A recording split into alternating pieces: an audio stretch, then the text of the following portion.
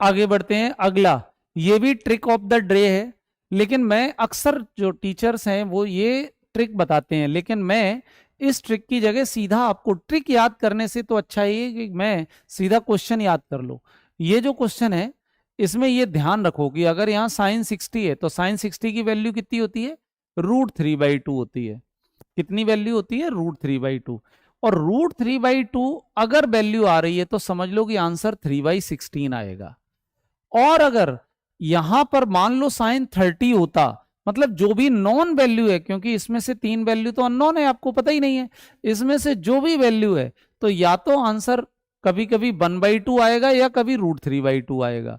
जब इस वाली वैल्यू का आंसर या इसका आंसर √3/2 हो तो आंसर हमेशा 3/16 होता है, और अगर आंसर 1/2 हो तो आंसर हमेशा 1/16 होता है।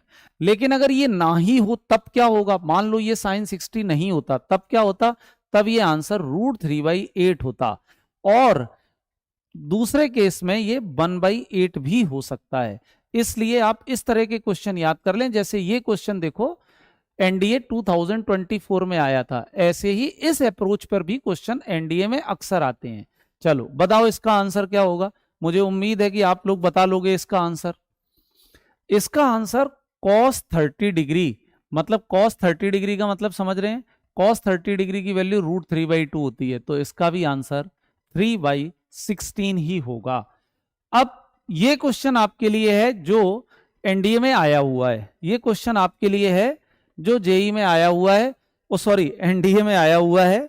तो जल्दी से इसका आंसर दें आप लोग, जल्दी फटाफट इसका आंसर दें सभी लोग।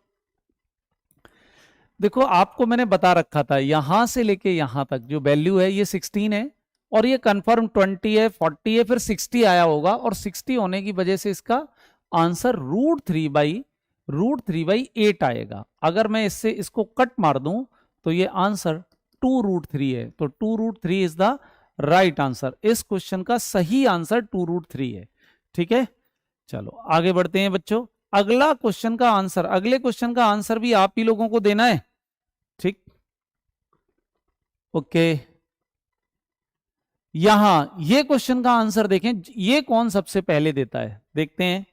इसके मैं कमेंट पढ़ रहा हूं,